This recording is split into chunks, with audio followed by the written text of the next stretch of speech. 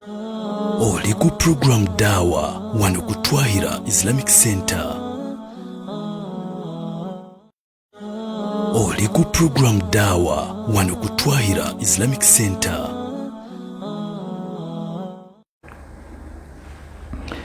أعوذ بالله من الشيطان الرجيم بسم الله الرحمن الرحيم الحمد لله رب العالمين والصلاة والسلام على رسول الله صلى الله عليه وسلم وعلى آله وأصحابه ومن سار على نهجه إلى يوم الدين ثم أما بعد يقول الله عز وجل يا أيها الذين آمنوا اتقوا الله حق تقاته ولا تموتن إلا وأنتم مسلمون وقال أيضا يا أيها الذين آمنوا توبوا إلى الله توبة نصوحا إلى آخر الآية. أما تند مجهوغ واتتيب الله سبحانه وتعالى oyo Allah subhanahu wa ta'ala kyatuwadde obulamu nze naawe tumwebazenga ebbanga lyonna olw'ekyengero eky'obulamu kyatuwadde. Ng'olinza okweraba ng'okyali mulamu n'olabira ddala nti weekitowe kiyina okubeera, naye okuba ng'okyalina ekyengera eky'okubeera ng'oli mulamu kyengera kyamaanyi nnyo ky'olina okubeera nga weebaza eri Allah subhanahu wa ta'ala. Era y'ensonga lwaki omukkiriza oba omuntu nga musiraamu waazuukuka ku makya nga tannabaako na kyonna kyayogera, obusiraamu bwamuteerawo edduwa gy'alina okubeera ng'asooka okusoma nti alhamdulillahi allazi ahyaana ba'dama amaatana wa ilayhi nushur. Ffenna tukimanyi bulungi nti annawm mautu soghra, nti okwebaka kufa kutono, naye yonna yonna saagala kugendayo mu byonna kyenjagala bannange tubeere nga tuteekako essira nti okuba ng'oli mulamu moojiza kyengera oba kyamaanyi nnyo ky'olina okubeera nga weebaza Allah, furusatul azima, kyansi Allah gy'aba akuwadde ey'amaanyi nnyo gy'olina okubeera nga omwebaliza. Baganda bange abampuliriza wano ku mukutu ogwa Twahira Islamic Center, njagala otandika omusomo gwa leero n'ebigambo bino eby'omubaka sallallahu alaihi wasallam ti inna Allah mazmaddala Allah yu'ti al-mal man yuhibbu wa ma la yuhibbu wa la yu'ti al-iman illa liman ahabba فإذا أحب الله عبدا أعطاه الإيمان. Omubaka sallallahu alaihi wasallam yatugamba nti inna Allah mazima ddala Allah subhanahu wa ta'ala yu'ti al-mal, awa omuntu yenna yenna ssente, man yuhib, oyo yenna yenna gw'aba ayagadde, wa ma la yuhib, ne gwaba tayagadde. Naye ate wala yu'ti al-iman, Allah subhanahu wa ta'ala obukkiriza tabuwa muntu yenna yenna illa okujjako oyo gwaba ayagadde. Era فإذا أحب الله عبدا, الله سبحانه وتعالى ويقال ومد ينا ومنت ينا أعطاه الإيمان, أموا أبكرزا.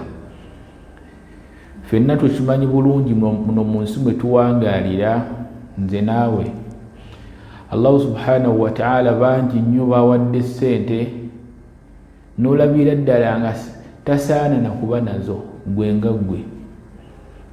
ng'olabira ddala ajeemera Allah, sente n'engeri gy'azifunamu azifuna mu mbeera ya kulyazaamaanya, abba bubbi bantu n'afuna sente, afera bufezi bantu n'afuna sente ng'alina sente empitirivu, emmotoka gy'ayagala gy'avuga, ensi gy'ayagala okugendamu gy'agendamu. Ate era n'olaba omuddu nga atya Allah ate naye ng'alina bye bimu. Naye kyenjagala bannange leero tutegeere nti Allah subhanahu wa ta'ala sente zonna z'olaba abantu abaziina Allah aziwa bonna. Allah subhanahu wa ta'ala sente aziwa oyo yenna gw'ayagadde ne gw'atayagadde.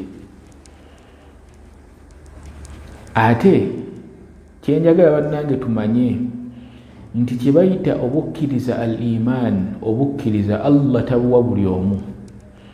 Ensonga lwaki osobola osanga omuntu ng'alina sente naye ng'agamba nti Allah azaala, nti Allah taliiyo, nti Isa ye Katonda oba Yesu ye Katonda.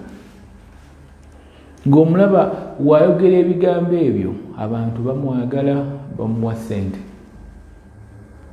era ng'alina amamotoka g'ayagala mu nsi muno ng'abeera mu bulamu obweyagaza. Naye oyo omuntu afaanaganako waati aba talina bukkiriza. Obukkiriza Allah tabuwa muntu yenna okuggyako gw'ayagadde. Ensonga lwaki? Waliwo faruku nnene, enjawulo wakati wa al-Islaamu ne al-Iman.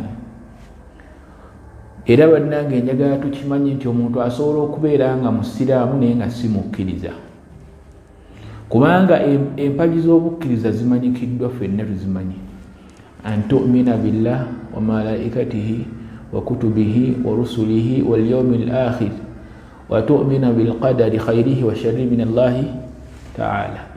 Ni arkanul islam nazo zimanyikiddwa, ti shahadatun an la ilaha illa Allah wa anna muhammada rasulullah wa iqamus salat wa ita'uz zakat wa ramadan wa hajj.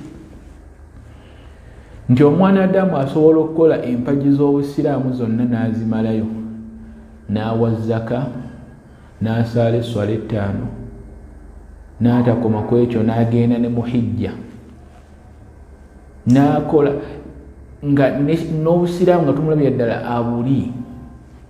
Naye ng'omwanadamu afaanaganako waatyo, si mukkiriza. Kubanga okubeera omukkiriza olina kukkiriza mu mpagi ezimanyikiddwa, nti okukkiriza nti Allah gyali, okukkiriza mu bitabo bye, bamalayika be, n'okukkiriza nti qiyama gyeri, n'okumanya nti khayrihi wa sharrihi min Allahi ta'ala, nti ekibi kyonna oba ekirungi kyonna kiva wa Allah. Era gwe wenna ampuliriza weekube mu ttooki weerivayizinge olabe nti ndi musiraamu omukkiriza oba ndi musiraamu busiraamu. Eyo lisaaki gyekoleko nga ggwe weerabe, kubanga kathiru minna tuli basiraamu naye ate obukkiriza tetubuli. Kyekiri kyembagambye, kyenkulembeza mu bigambo byange, nti inna Allah mazima Allah subhanahu wa ta'ala yu'ti al-iman illa liman yuhib. Allah obukkiriza abuwa muntu gwayagadde. Fa idha ahabba Allahu 'abdan, Allah wayagala omuddu yenna oba omuntu yenna ataahu al-iman, Allah amuwa obuki? Obukkiriza. So Allah subhanahu wa ta'ala atuwe obukkiriza ffenna. Ate nsa Allah subhanahu wa ta'ala atulungamye. Ate nsa Allah subhanahu wa ta'ala atuwe sente ng'ate tuli bakkiriza, kubanga era Allah asobola okuwa sente n'akuwa n'obukkiriza. Ni Allah waliwo Allah ate era asobola okuwa sente n'akumma obukkiriza. Kati mu byonna nga tonnasaba dduwa, saba nnyo Allah akuwa obukkiriza ne sente. Naye lil asaf ekyebyo ekyamaanyi ffe kyetukulembeza nga tusaba edduwa, tusaba ssente. Era omwana Adamu asobola okuva mu dduwa ye nga tasabye nti ai Allah nsaba onzite nga ndi mukkiriza. Asobola okuwanika emikono naye nga haja ze zonna obwetaavu bw'alina, nsaba Allah ompe omukyalo omulungi, nsaba Allah ompe ssente, ya Allah nsaba onzije mu bupangisa, Allah nsaba ompe emmotoka, Allah nsaba ontwaleko. Ebyo byonna si bibisabe, naye mu dduwa zo sabanga nnyo Allah akuwe ebintu bibiri: almaal, essente, ebyobugagga, wal iman, n'obukkiriza. Kubanga ojja sanga omuntu nga ayina ssente ate nga musiraamu naye nga ate talina bukkiriza. Ng'obukkiriza ku mutima gwe tebuliiko, takkiriza mu Allah subhanahu wa ta'ala, naye nga musiraamu. Kubanga tulina ekintu kye tutayawula nti omuntu asobola okwambala mu nnyambala ey'obusiraamu naye nga fi qalbihi, mu mutima gwe temuliimu kye bayita busiraamu. Nga mu mutima gwe temuliimu kyonna kye bayita busiraamu. Tusabe nnyo Allah subhanahu wa ta'ala atuwe ebintu bibiri. Ngambye Allah musaba akuwa obukkiriza, akuwe n'essente. Tosaba ssente zokka. Mu dduwa zo teekamu nti Allah nsaba ompe obukkiriza, era Allah subhanahu wa ta'ala nsaba ompe ssente. Allah musabe byonna, tumusaba. Naye ate n'ekyembi ffe tusaba na dduniya yokka. Omuntu asobola okuwanika edduwa ng'asabira abaana be waba muzadde. Allah wange nsaba abaana bange obawe obulamu obulungi. Allah nsaba otaase abantu bange endwadde. Ayi Allah nsaba abaana bange bagaggawale bafune ssente. Allah nsaba bba wange omuwe ssente omugaggawaze. Byonna si bino, naye tusabe obuki? Obukkiriza. Eyo nvuddeyo. Olunaku olwaleero tugenda kwejjukanya ku musomo ogukwatagana n'okwenenya eri Allah subhanahu wa ta'ala asobole okubeera nga atusonyiwa. Tukimanyi bulungi nti nno mu dduniya muno mwe tuwangaalira mu dduniya naye nga tuli bajeemu, ate tuwangaalira mu dduniya era nga tetuli perfect. Kuno ku nsi teri muntu ali perfect mu bintu bye byakola. Ne waaba imaamu ng'omulaba, hatta nange kamwa koogera, teri muntu ali perfect. Yensonga lwaki Allah yateekawo omulyango mulamba gwe bayita baabu tawuba, gwakwenenya. Era ne mujjana gye guli. Naye bannange twesanze nga ffe abasiraamu tukola amazambi bila tawuba. Nti amazambi tugakola naye nga tetufuddeyo na kubeera nga twenenya eri Allah subhanahu wa ta'ala atusonyiwe. Naye nze kyennyinza okugamba nti Allah subhanahu wa ta'ala fulusa y'obulamu agikuwa omulundi gumu. Chance ey'obulamu Allah tagikuwa mirundi ebiri. Tosobola kufa n'olamuka nti ate yafudde n'agendako mu bibonerezo by'omukabbuli ate nadda. La, ogendera ddala. Bameka muffe nga bakadde baffe baatufaako? Bameka muffe nga bakyala baffe baafa? Abaami baffe Allah yabatwala? Abaana baffe baali bakomyewo? Naye weebuuze, baagenda batuukirivu nnyo eri Allah waabwe? Ebyo ffe tetubimanyi. Wabula tusaba Allah subhanahu wa ta'ala abeere nga yabajjuula nga bakkiriza.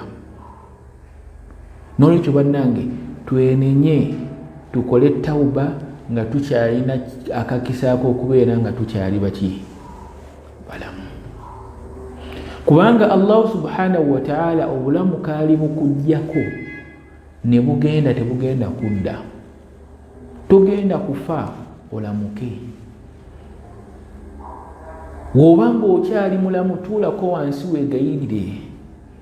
Omanye nti bannanga amazambi gonga koze. Nkoze buli zambi lye nkoze. ne Allah subhanahu wa ta'ala sawa zino wantwalira wano ndi bantu ba ahlul janna oba ahlun nar. Weebuuze n'ekibuuzo, Allah subhanahu wa ta'ala wantwalira wano eno mpona ebibonerezo by'omukabbuli. Bwezo by'omukabbuli kyemmanyi bulungi bamaseeka bazze nga babitusomesaako nti waliyo ennyondo, waliyo sigga, waliyo emisota. Gwe ku bibonerezo kibyo ebiri mu kabbuli nga Allah subhanahu wa ta'ala waakugezesaako kimu kyokka kyokka essaawa zino osobola okubeera ng'oli nnomu.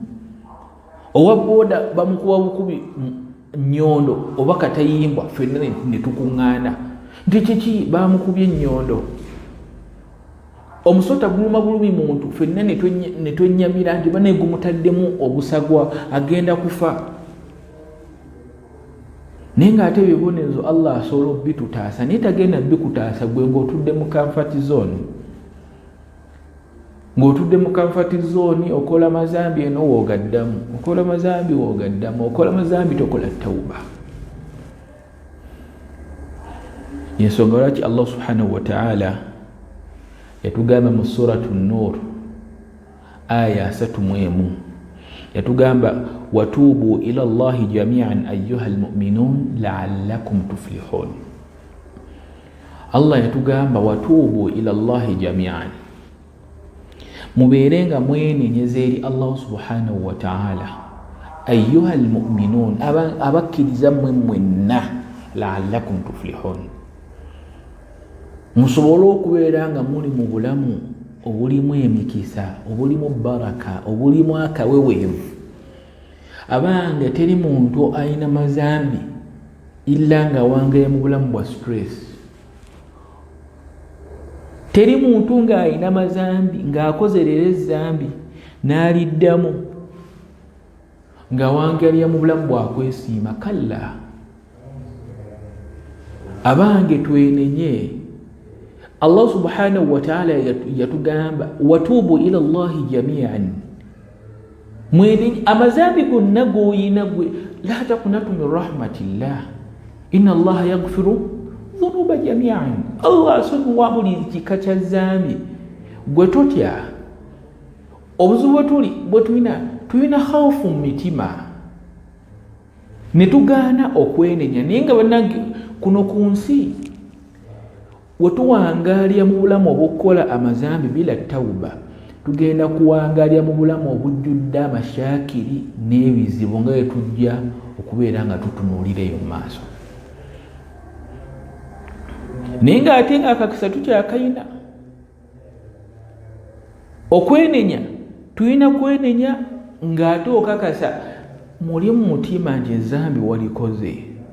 Tulina kugamba nti bampaayiriza, ng'okakasa nalikoze. Ate ng'okakasa nti weenenya eri Allah asobole okubeera nga akusonyiwa, kubanga teri asonyiwa amazambi ge tukola okuggyako Allah. Ate teri agenda kusonyiwa amazambi okuggyako ye, kubanga huwa khaliqun, huwa alladhi khalaqana wa razaqna wa ahyana.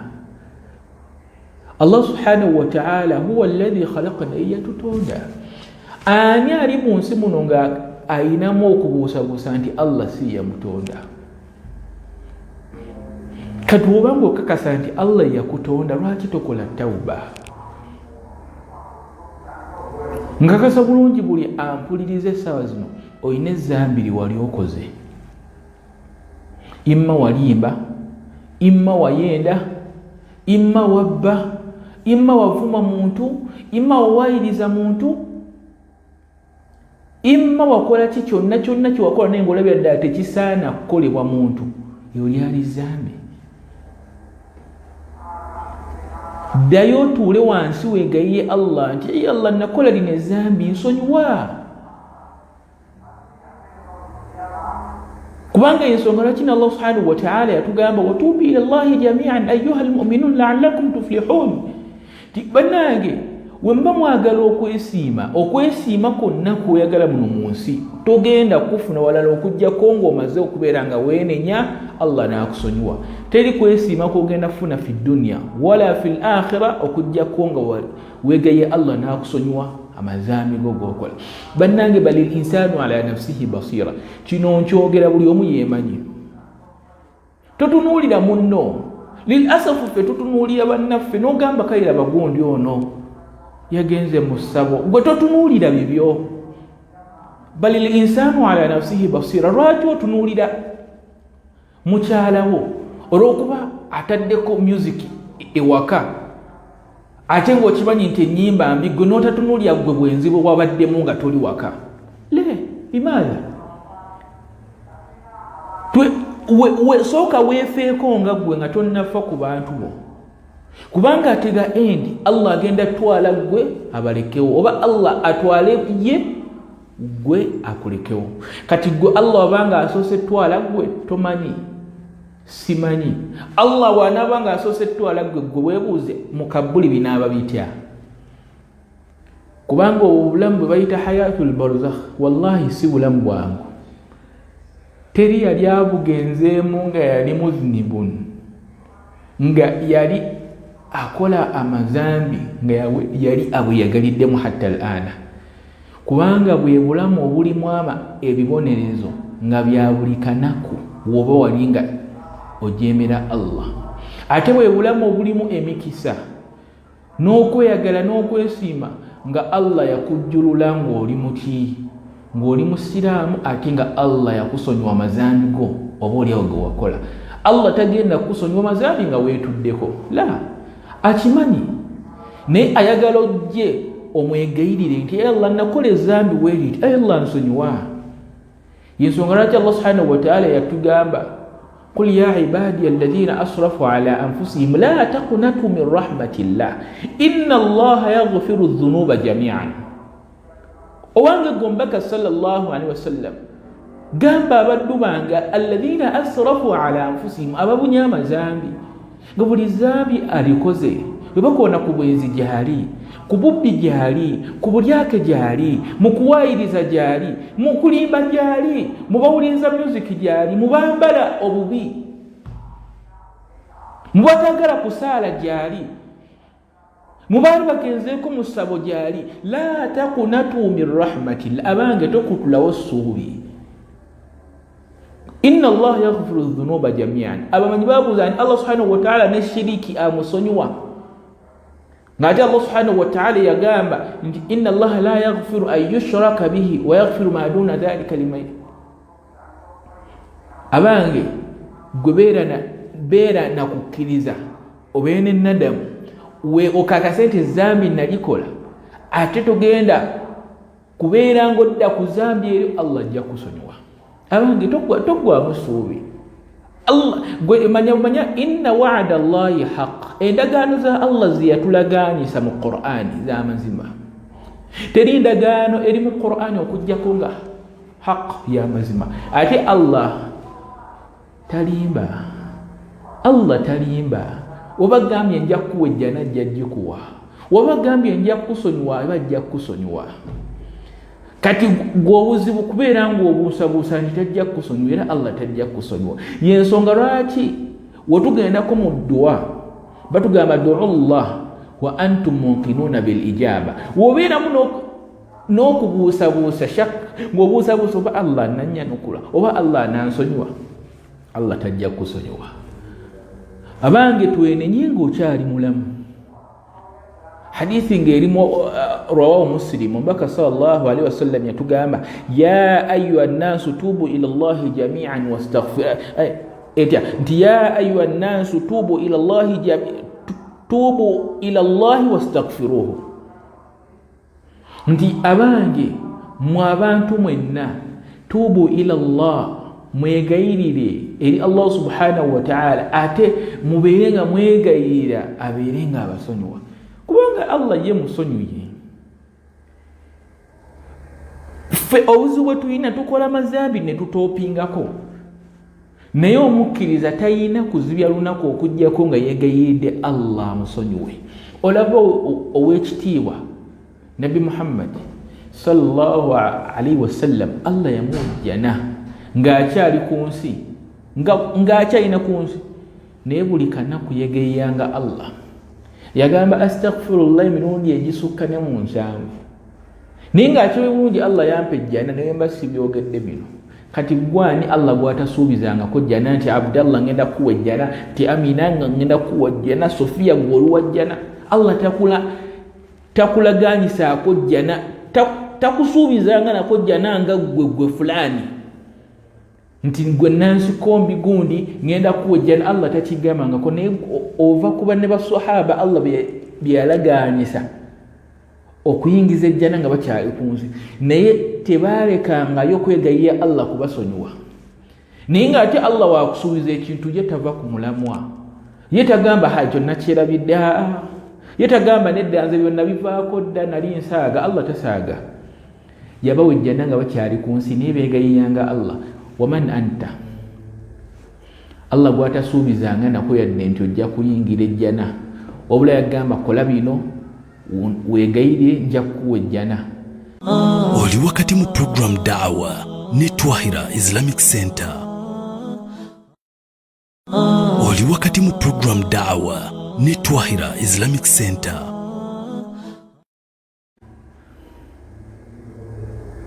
Takulaganyisangako jjana nti munaye gwe Akram kimala ngenda kuwa ejjana naye ate gwe okola bukuzi mazambi ogattako magatte leero okola lina enkyangu okola leero okola lina enkyangu okola ebirala abange akakisa k'obulamu tukyakayina naye gwe agenda okukeeyonoonera wootaakakozese mu mbeera nnungi abange manya kagenda kugendako. Allah subhanahu wa ta'ala yatugamba nabbi ibadi anni ana al-ghafurur rahim yagamba nti tegeeza abaddu bange nabbi ibadi tegeeza abaddu bange gwe Muhammadin sallallahu alaihi wasallam ti mazima ddala anni mazima ddala nze Allah nga yeyegamba ana ghafurur rahim nze ndi musonyi ate ndi musaasizi. Genda mu suratul Hijr aya ya 6 Allah subhanahu wa ta'ala nga agamba ombaka nti gamba abaddu bange bonna bino nawe mwoli ampuliriza oba oli musiraamu oba tuli musiraamu nti mazima ddala Allah yagamba nti nno ye ana ye ghafurur rahim musonyi ate musaasizi. Ensonga lwaki bwe tuba tuzzeeyo mu basmala nga tusoma Qur'an bismillahi rrahmani rrahim omusaasizi ate ow'ekisa ekingi ye Allah gwe manya teri yenna agenda kukusonyiwa mazambi go g'okola illa Allah. Kati Allah okusonyiwa mazambi g'opulaninga okukola oba ge wakola olina mwegayirira. Kino nkibagamba abampuliriza mwenna nti teri mwana Adamu ali perfect. Kalla, we are not perfect. Buli omu alina amazambi ge g'akola naye ffe amazambi gaffe ge tukola amazambi bila tauba. N'olwekyo ebigambo byange saagala biwanvuwe just kyengendo basaba nti bannange oba okyali mulamu ng'okyasobola ofuliiza ku bigambo bifaanaganako weebiti weddeko va ku maasiya va mu kujeemera Allah otuule wansi weegayiye Allah agenda kukusonyiwa. Gwe kyoba onkolya kiri ekyo tubaamu nakubuusabuusa nti Allah tasobola kukusonyiwa. Banakukkiriza nti Allah subhanahu wa ta'ala musonyi ate musaasizi. Allah subhanahu wa ta'ala ajja kukusonyiwa. N'ekirala mu byonna by'okola manya omukkiriza alina kweyisa atya. N'ekirala bw'oba ng'oyagala okuva ku mazambi weetegereze emikwano gy'owangaala nagyo. Emikwano gye tuwangaala nagyo mibi. Nsonga lwaki batugamba nti almaru ala ddiini khalilihi falyanzur ahadukum man yukhaalif wama yakhulu nti eddiini yo nga gwe shakhsi nga gwe Abdallah Maryam Kasim ani eyimiddewo na mukwano gwo falyanzur ahadukum omuntu yenna yeetegerezenga nnyo gwafuula khalili we omuntu w'oku lusegere. Waba ng'omwami wo mudongo lazima ogenda kuba mudongo. Waba ng'omwami wo obanga omukyala wo muyimbi ogenda kufuunikira naye ng'oli muyimbi, anti ng'olina osapootinga bbaawo, olina osapootinga mukyala wo. Wabanga mikwano gyo gy'owangaala nagyo gisiiba mu loogi, gisiiba mu bakyala, gisiiba mu basajja nti olwo namumaze mu kyotala, kati njagala Baganda, njagala Basoga, kati Abasoga juzi nabadde mu Western nina ekyana kye nalabye. Era gy'emikwano gy'ogenda okubeera nagyo. Era ng'ojja kufuba nnyo okulaba ng'obabuuza ekyana kiri ennamba yakyo njagala. Naye onaabera n'emikwano nga gitya Allah, nkulayira erinnya lya Allah, ogenda kuva ku mazambi ate ogenda kugeewala. Funa mikwano gyo nga ogiraba gibeera mu mizikiti, gisoma Qur'ani, gikola ki. Naye obuzibu emikwano gyaffe gye tulina myononefu. Tosobola kubeera na mukwano gwo nga ku status ze ateekako nnyimba okuggyako ng'ojja mumaliza ng'omugamba kampeerezeeko ako, muyimbi oyo ng'ayimba bulungi. Togenda kubeera na mukwano gwo nga tasula ye nga kwegamba asula mu ndongo okuggyako nga lazimu naawe ogenda tandika osula mu ndongo. Togenda kuba na mukwano gwo ng'anywa omwenge okuggyako naye ng'ogenda fundikira ng'onywa mwenge. Olw'ensonga ajja kupepeeza timunange bino just bitumalako stress. Kati n'olwekyo twetegereze emikwano gye tuwangaala nagyo, g'ojja kulaba mazambi ng'ogavaako. Naye gwona kanyagamba ono nakula naye tuludde naye biveeko ebyo. Oludde naye Allah wagamba obbaawukanya ajja kubaawukanya. Ensonga lwaki batugamba wa ahbib ma shi'ta fa innaka mufariqun. Yagala yenna gw'oyagala mutijje naye manyisaayo nojja kumwawulira, ojja kumulekawo. Nga tubadde n'emikwano gyaffe mingi, wallahi nga mukwano gwo ngera wamukubira akasimu akakwata, essaawa zino nga ne wamukubira essimu webaku eri mulala yagikwata. Nga ne wamukubira essimu bagamba nedda enamba kati ffa abagikozesa nga ye Allah yamutwala. Kuba ku namba ya Sheikh Muzaata wabanga yali mukwano gwo, kuba ku namba ya Anas Kalisa waba yali mukwano gwo, kuba ku namba ya BMK wabanga yali mukwano gwo. Golooza baani abakwata ennamba zaabwe zizo okuba zikyaliko naye nga bo tebakyasobola kuzikwata. Allah yabatwala ninga twali tubaagala nga bantu baffe ngirugaba naye omukwano gwange oyo musajja mwagala ebigambo byavaamu bannange. He inspires me bannange, omusajja mwenyumirizaamu akyusiza n'obulamu bwange. Saa zino taliiwo. Kati bannange amazambi ge tukola tulekeraawo okutijjukana n'abantu, kubanga at the end ogenda fundikira ng'omulese, ogenda fundikira ng'ozze eri Allah. Ate wa Allah oddayo otya? Neewazaala nga muli balongo. Ndayira erinnya lya Allah, teri mwana afuluma mu lubuto ng'akimanyi nti afulumye n'ono, afuluma yekka. Era batategenda genda maaso ku nsi. Era waba akuze tebamubuulidde nti ono mulongo munno, nti ono babazaalira ku lunaku lwe lumu, tasobola kitegeera. Bakutwale akhil karim. Ensonga lwaki olunaku oluzibu ennyo omwana Adamu olusinga omukaluubiriza lwe lunaku lwasooka okubeera mu kabbuli. Bino tubibagamba temulina budde bwabyo, naye bannange tweddeko akakisa tukayina ka bulamu, naye wallahi buli lunaku olugenda terudda. Woba obadde ng'osigaza wiikisi 3, olunaku lwa leero tezikyali wiikisi 3, ziri wiikisi 2 n'ennaku 6. Gwe abadde asigaza wiiki manya tekyawera wiiki, kubanga tomanyi lunaku lw'ogenda kufa, tomanyi lunaku Allah lw'agenda kukowoola, tomanyi lunaku Allah subhanahu wa ta'ala lw'agenda kukowoola odde gyali. Manya ennaku zikendeera, obudde bukendeera. wegiba myaka manya bw'okuza birthday manya olunaku olwa birthday lulaga nti obulamu bwo bukendedde tebweyongedde. Faate tuyibala bulala kubanga Allah subhanahu wa ta'ala yakutonda ku nsi yawandiika ennaku z'ogenda okuwangaala emyaka gy'ogenda owangaala mu nsi muno. Allah yakutonda nti ogenda wangala emyaka 30 okuziza birthday ya myaka 2 kitegezo sigaze emyaka 10 ffe tulabye ddala improvement y'amaanyi nti banne how old are you banange okuze ne tujaganya ne tukola ki ne tujemera Allah naye ne weerabira nti bana ebyo n'obikola ati the end ogenda nakwerabira nti wakola ezambi.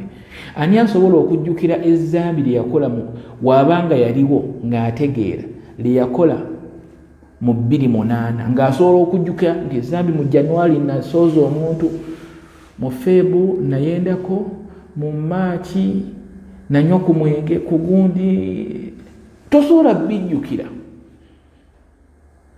Omuntu asobola n'okwerabira abakyala be yali abaddeko nabo mu bwenzi, neerabira n'emirundi gye yali agenzeeko mu ssabo, neerabira buli kimu. Tosobola bijjukira, kati tosobola bijjukira ate ogaanye okwenenya. Yensonga kino omubaka sallallahu alaihi wasallam yakimanya nti Allah ampadde ejjana naye simanyi bye nninza kuddamu kukola oba bye nakolako n'emabega. Yeegayanga Allah buli kanaku, astaghfirullah neegaya Allah. Abange tuleme okuzannya, wallahi tuli mu dunia tuzannya buzannyi tuti wewe mulisaako eno wewe mulisaako eno wewe mulisaako eno wewe mulisaako eno. Gendako ku TikTok kuli obwononefu la hawla wala quwwata illa billah. Ku TikTok okusobola okusanga ng'oli yataddeyo omusomo ng'alina views 2 ne like emu omusomo, n'osanga oli ng'ataddeyo video ye ng'akunamye ng'alina views 2 million ne likes 2 million. Kati ne weebuuza tupromotinga ki ku byonna? Era omuntu osanga oli nga ekimukuzizza okubeera ne page ye ng'eriko bafolowa bangi kubeera nga yeeyambula. Naye fattakullah, abaana bangi ab'obusiraamu bali ku TikTok bajemera Allah, ateekayo kano ateekayo kali, ayambadde bukunya, tebakyagana kwambala bukaayo. Omwana omusanga nga ye Amina naye nga wallahi ebikola byakola tebifaanagana kubeera Amina. Kino kikwasa ennaku, naye ati the end ogenda kufa nga teri amanyi na password ya simu yo. TikTok ye esigaleyo, zi video zo zisigaleyo. Kibayita sadaqatul jariya, saddaaka egenda ng'ekulukuta, tebeera ku mirimu mirungi gyokka n'emibi osobola osigala ng'ogifunako. Buli alaba ka video bana omwana ono nga yanyeenya hipusi bulungi, omwana nga atukolaizinga kugamba ayina engeri anyenyamu. Omwana yakula bana ayina ebintu, buli anaagirabako wallahi n'oba nga wafa ogenda sigala ng'ofuna ku musango ogwo. Nga olaba nti omuntu eyateekayo omusomo buli gusigala gusaasaana asigala afunako empeera, manya naawe yateekayo video ng'oyambadde bubi, ng'oyimba, ng'okola ki, manya wootyo osigala ofuna. Bino tubibagamba ng'omuntu agamba naye mutuleke munyumire mafishi mushikira, tewali abagaanyi. Era teri agenda kukusanga akuggyeko simu yo agyasa agikube nti wabula bagenda kukusupportinga. Naye manya support eyo gy'olina, manya olunaku lw'ogenda Allah lw'agenda okutwala tewali n'omu asobola kwegomba genda naye mu kabbuli. Wallahi abantu abaziika byemuke baali bangi naye tewali n'omu yagamba nti wanenze byemuke mbadde mwagala nnyo kangende naye mu kabbuli. Tubeereyo, omusajja badde ne ssente bane tugende naye nga twagala Sheikh Muzaata ngera mukwano gwaffe, ngera bw'ayogera ebintu bane ffe nina tugamba musajja bane yakoonye bane musajja bane ye batugambiddeko bane abasajja baadde basusse. Naye teri n'omu, ne waba mukyala we ne waba mwana we yagamba nze ngenda ne taata wange oba ngenda ne bba wange, tewali n'omu.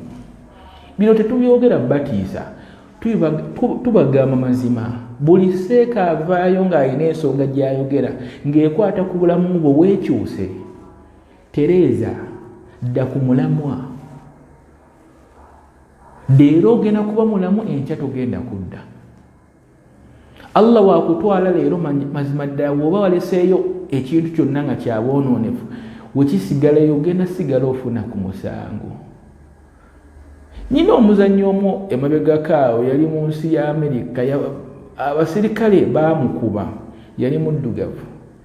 Naye bwe nali nkola ku risaaki nagenda okulaba nga bagamba nti yabadde muzannyo wa bukinaakuka, era ne bagezaako n'okulaga naye nga babisi nagamba badde serebu nnyo mu kuzannya kinaakuka naye nga yafudde. Kati golooza abasigadde balaba bukinaakuka oba agenda funamu ki?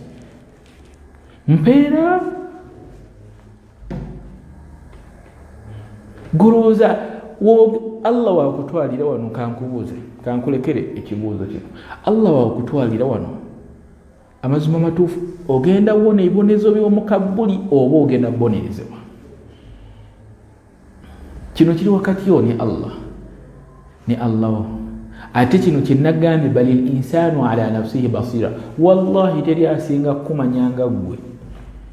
Era nze neewuunya nnyo omuntu agamba nti nkumanyi, oba tomanyi muntu. Omuntu yasinga okwemanya, nze asinga okwemanya. Gojja kulaba kyakungulu kuno ng'ate munda ndi mulala. Gwasinga okwemanya nti Allah saazino waakutwalira wano. Gojja gamba muno bagange nze ndi musiraamu era wemmaliriza TikTok nga mmaze okunama ngenda n'ensaala. Ebyo tebigasa, liri zambi era walikoze. Tekijjaawo nti wokola ezambi ate tolina kusaala, kubanga ate nayo ibaada eba ekubanjibwa okubeera ng'ogikola. Kubanga abamu bayinamu akwaana ezigamba nti bano byonna tubikola naye at the end tuddayo ewa Katonda waffe. Namwe era gye mulina n'okudda naye ozzeeyo ate ezambi ng'olireseeyo. Ezambi ng'olireseeyo likyaliyo. Kankome wano olw'obufunda lw'obudde, tujja kuddamu sisinkana ku Sande ejja nga Allah atuwadde obulamu, era inshallah tujja kuba tutambula n'omusomo gwaffe guno, era tujja kulaba ebitundu eby'enjawulo biidhinillahi subhanahu wa ta'ala. Naye tujja kubeera nga tutaallaka nnyo n'okwenenya, tujja tunulya ebintu eby'enjawulo bingi nnyo, era tujja kumanya nti kaseera ky'omwanadamu walinza okukolera tawuba Allah n'amusonyiwa. Era tujja kutunuulira nti omwanadamu waba yabba emabega ng'omuntu gwe yabba takyamuyinako access oba nga yamulyaza amaanya, ate nga yagala omusasula alinza kukola atya? Tujja tunuulira nti omwanadamu lirwalaba nti Allah subhanahu wa ta'ala alabika okuba yansonyiwa, kubanga omuntu asobola okubeerawo nga tamanyi nti oba Allah yali ansonyiye. Nolwekyo nsaba Allah subhanahu wa ta'ala atuwe okubeera nga tubitegeera. Subhanaka Allahumma wa bihamdika ashhadu an la ilaha illa anta astaghfiruka wa atubu ilayk. Assalamu alaikum wa rahmatullahi wa barakatuh.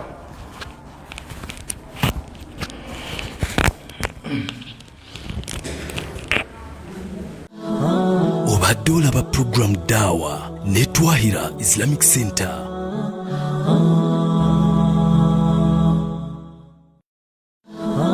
Obadde olaba program Dawa ne Twahira Islamic Center.